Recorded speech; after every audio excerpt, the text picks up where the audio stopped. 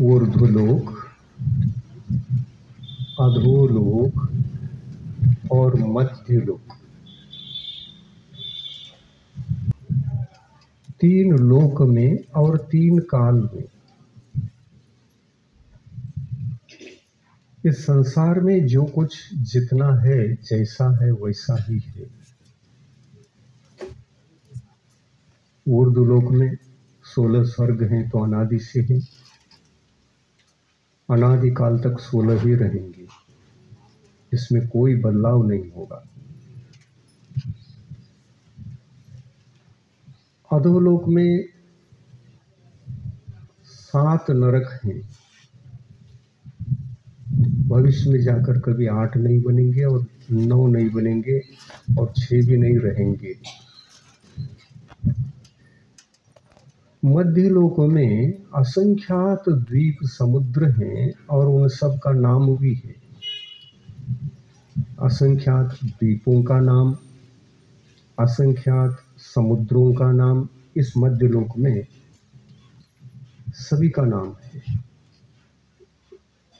सभी का नाम लिखा हुआ शास्त्रों में नहीं मिलता, असंख्यात है। कहाँ तक लिखेंगे? उनके नामों को भी इकट्ठा करके लिख करके रखें तो करोड़ करोड़ शास्त्र बन जाएंगे, भरे केवल नाम लिखें।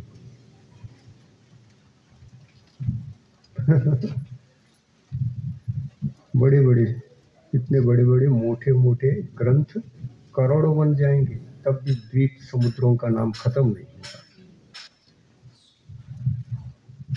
इतने सारे समुद्र हैं और इतने सारे द्वीप हैं। सुन रहे? हाँ, अलर्ट होकर के सुनना है।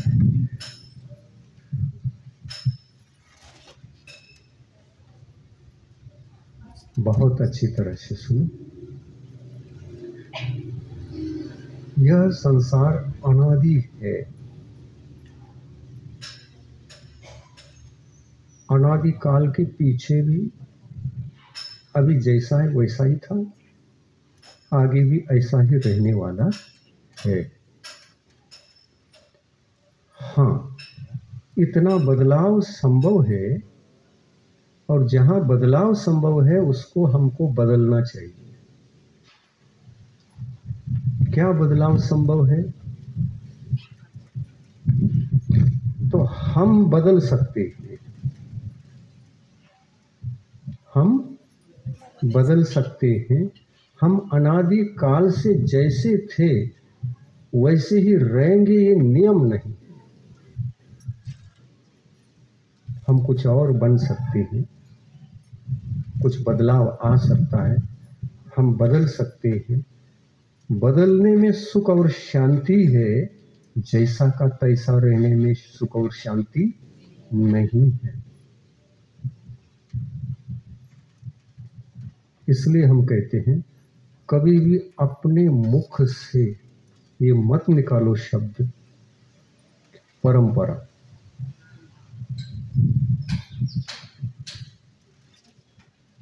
परंपरा बड़ा या धर्म बड़ा? धर्म बड़ा। हमको धर्म बदलाव करता है कि परंपरा बदलाव करेगा? हम में बदलाव धर्म से आएगा क्या परंपरा से? और बदलाव आना अच्छा है। वो बदलाव आने के पश्चात बदलाव आ सकता है। परंपरा का रास्ता पकड़ेंगे तो बदलाव नहीं आएगा, क्योंकि परंपरा हमारी ये है कि अनादिकाल से हम संसारी थे। इसमें कोई शंका है क्या? आप कभी भगवान भी थे क्या? नहीं है। तो हम परंपरा से क्या थे? अनादिकाल के इतिहास से देखें, इतिहास की अपेक्षा से विचार करें कि परंपरा में हम क्या थे। संसारी थे क्या? मुक्त थे? कभी मोक्ष भी गए थे क्या? नहीं गए थे। भगवान तो बने नहीं, तो भगवान क्यों नहीं बने अपन? हम क्यों भटक रहे हैं?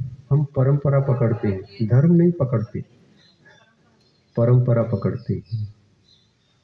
परंपरा को पकड़ने वाले सदा संसार में रहेंगे और धर्म को पकड़ने वाले सदा बदलाव लाकर वे संसार से मुक्त होंगे, भगवान बनेंगे। ये नियम है, निसर्ग का नियम है। सही है, हम सही सही बातें बताते हैं ताकि सही सही बातें बताने पर ज्ञान होता है, सम्यक ज्ञान होता है। और इस पुस्तक का नाम भी सम्यक ज्ञान है। ये धर्म की पुस्तक है, परंपरा की पुस्तक नहीं है। ये संसार मार्ग को बतलाने वाली पुस्तक नहीं है।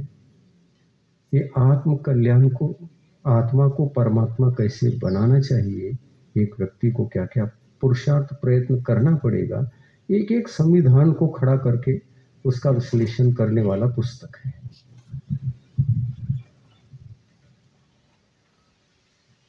क्या आप सभी अंतरंग से ये चाहते हैं कि हमको भगवान बनना है? अगर ये नहीं चाहते हैं तो आप संसार के पक्ष में हैं, परंपरा के पक्ष में हैं। वहां रहोगे तो कभी बदलाव नहीं आएगा। बदलाव नहीं आएगा तो भगवान नहीं बनोगे।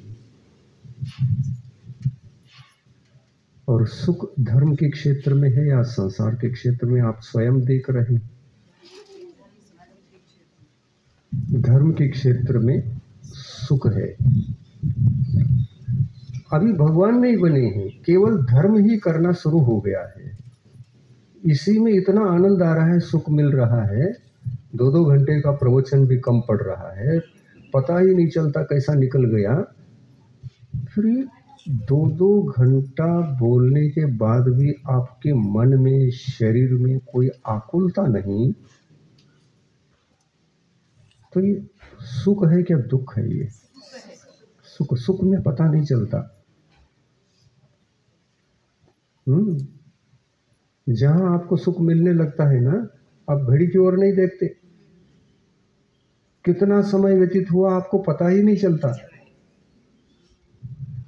तो धर्म में ये ताकत है कि हमको सदा सुखी रखता है। धर्म हमको सदा सुखी रखता है, यही उसकी विशेषता है। और परंपरा हमारे लिए सदा विकल्पित रखता है, आकुल व्याकुल रखता है। संसार के 84 लाख योनियों में जन्म मरण कराता हुआ जीव को आगे आगे आगे आगे बढ़ाता है। कभी देवगति, कभी नरक गति, कभी तिर्यंच गति, कभी मनुष्य गति। 4 गति में 84 लाख योनि हैं। उन योनियों में जन्म मरण करते करते उस चक्कर में फंसे रहते हैं। ये संसार की परिपाटी है और परंपरा है। तीर्थंकरों ने इसी परिपाटी को, इसी परंपरा को तोड़कर वे अपने आप में बदलाव लाए। 24 तीर्थंकर आज हमारे बीच में नहीं है। उनको कहीं भी ढूंढ नहीं सकते। 4 गति में 84 लाख योनियां हैं। उन योनियों में कहीं भी आपके भगवान नहीं मिलेंगे। कहाँ गए वो सब? कहाँ गए? मोक्ष गए। तो मोक्ष 4 गति में कहीं है क्या? नहीं है। मोक्ष अलग ही है। संसार का मतलब होता है देह का जीवन जीना, शरीर का जीवन जीना, ये संसार। और शरीर रहित जीवन जीना अनंत काल तक, ये मोक्ष है। संसार किसे कहते हैं और मोक्ष किसे कहते हैं? थोड़े शब्दों में आप बहुत कुछ समझ सकते हैं। जो मोक्ष गए हैं उनके पास कुछ भी नहीं, वो स्वयं अकेले हैं। आत्मा ही है केवल। आप जिसको सिद्ध भगवान कहते हैं ना, नमो सिद्धानंद, रोज जाप करते हैं,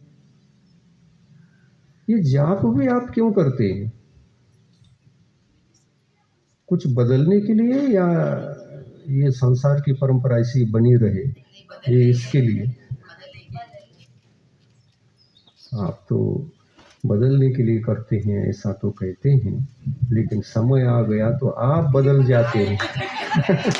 समय आ गया तो आप बदल जाते हैं। कैसे बदल जाते मालूम है ना? संसार में कोई कष्ट आया और आप उससे बहुत चिंतित हो गए। जब किसी व्यक्ति के जीवन में कष्ट आता है तब भगवान और धर्म ज्यादा याद आता है। भगवान भी याद आते हैं, धर्म भी याद आता है।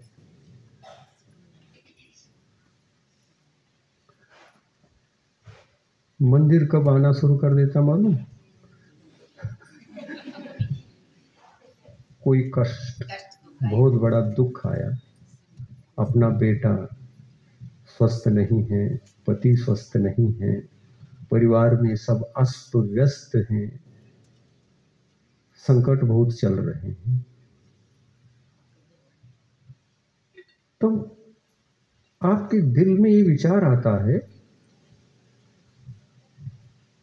कि कष्ट आने पर लोग क्या करते हैं, किसको याद करते हैं,